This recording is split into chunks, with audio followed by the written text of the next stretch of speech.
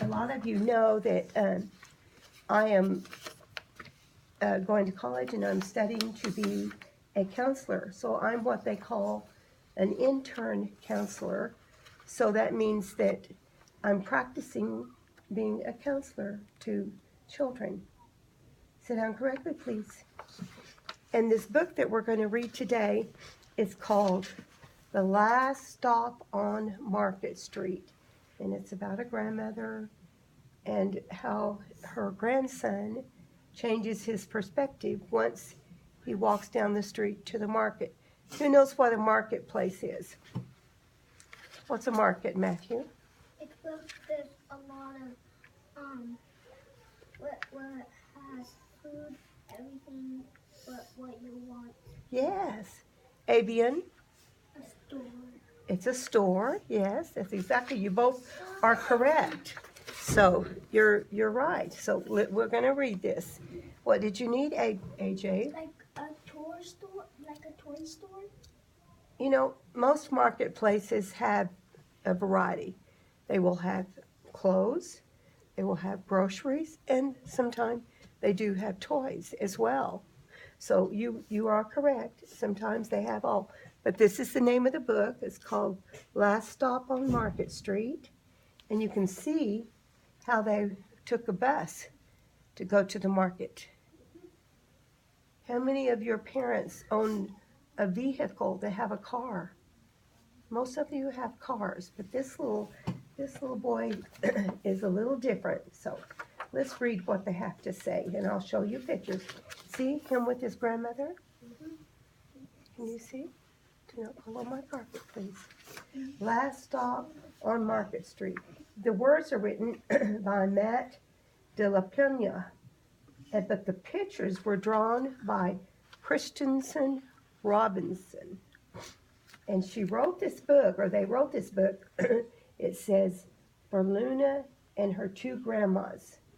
How many of you have a grandma? And how many of you love your grandmas? They're fun. They're nice. Hey.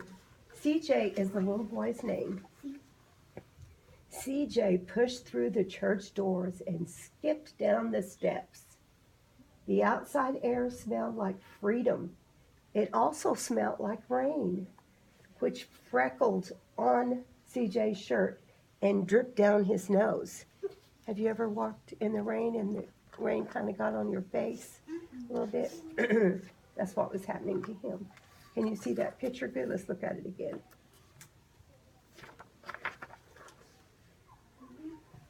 See? I can't see that. You can't see very well? Would you like to come over here, eh? Come over here and you can sit over here. You won't be on the carpet, but and whenever I'm talking to you, sometimes you want to share things about your life or your family. And I want you to remember as I'm talking and as I'm asking you questions, anything that you want to tell me, I will keep it to myself. That means confidential. I will not share it if you wish me not to share it, okay? So you can always talk to your teacher like you can talk to your grandma. Most people can talk to their grandmothers. CJ, he ducked under his Nana's umbrella saying, how come you gotta wait for the bus in all this wet? Trees get thirsty too, his Nana told him. Don't you see that big one drinking through a straw? CJ looked for a long time, but he never saw a straw. What do you think the straw in that tree might have been? Probably it's the trunk of the tree. That's what she was, because the roots go down in the ground and it brings the water up and it feeds the leaves. See? Let me see.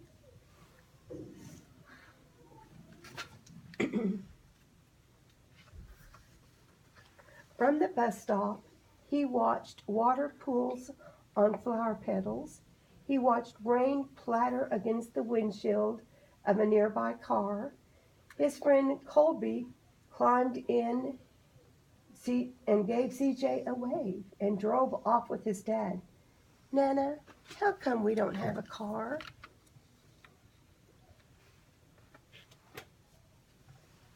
Can you see? Put your hands in your mouth, sir. Need Adrian? Go ahead, Adrian. We'll read slowly, okay, Adrian?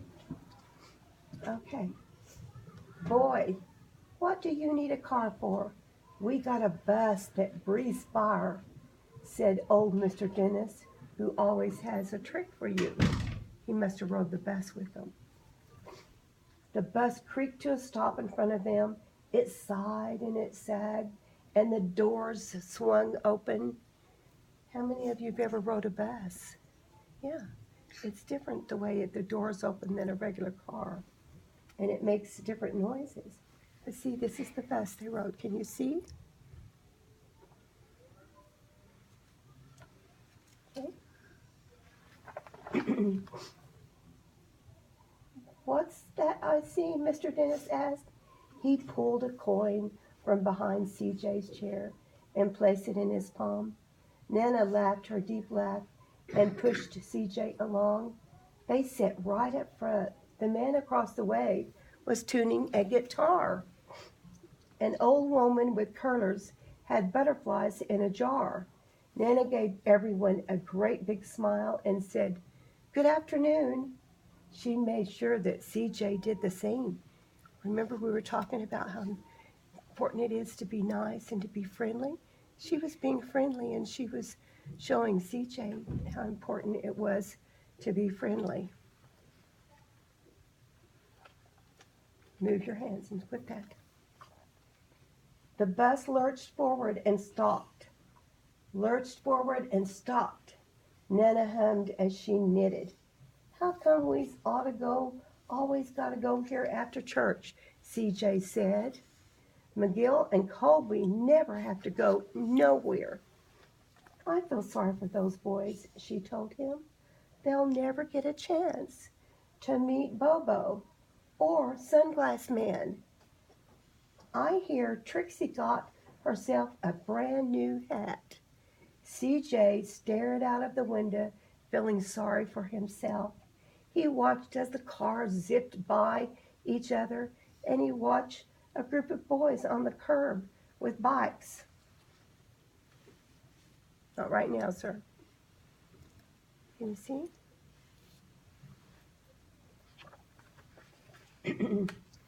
A man climbed aboard with a spotted dog. CJ gave him his seat. How come that man can't see? Boy, what do you know about seeing? Nana told him. Some people watch the world through their eyes. She's talking about if you're blind and you can't see, then you listen. You have real sharp ears and you can hear things. That's a fact. And their noses too, the man said, sniffing in the air. That's a mighty fine perfume you're wearing today, ma'am. Nana squeezed the man's hand and laughed her deep laugh. Can you see? I can't see. Two older boys got on next. CJ watched as they moved on by and stood in back. Sure wish I had one of those, he said. Nana set down her knitting.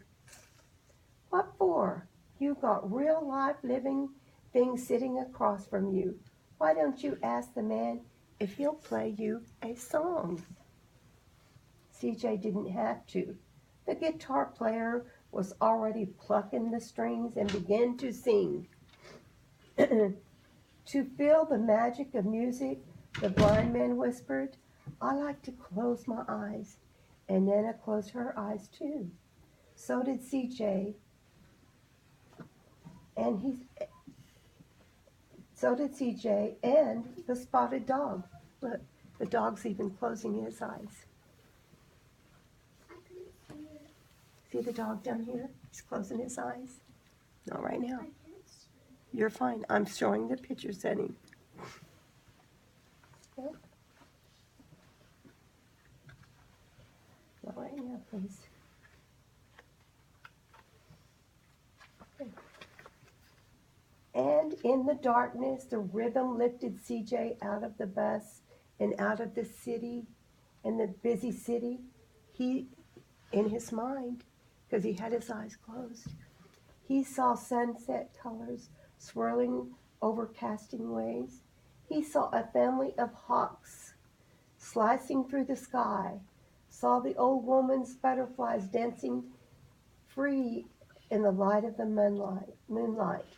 CJ's chest grew full and he was lost in the sound, and the sound gave him a feeling of magic. We all like music, don't we? And it makes us feel beautiful things. The song ended and CJ opened his eyes.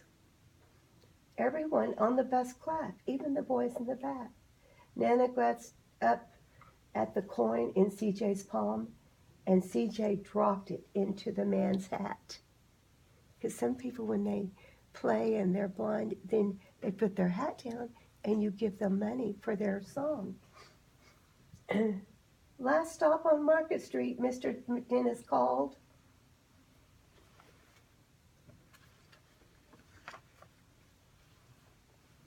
CJ looked around as he stepped off the bus. Crumbling sidewalks and broken down doors, graffiti tagged windows and boarded up stores. He reached up for Nana's hand. How come it's always dirty over here? She smiled and pointed to the sky. Sometimes when you're surrounded by dirt, CJ, you're a better witness for what's beautiful. Do you understand it?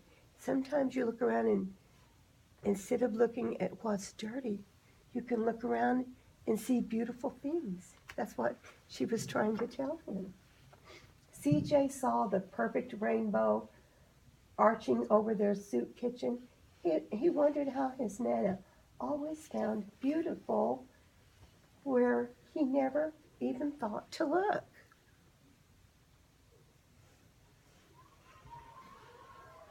He looked all around them again, at the bus rounding the corner out of sight, at the broken street lamp still lit up bright, and at the stray cat shadows moving across the wall.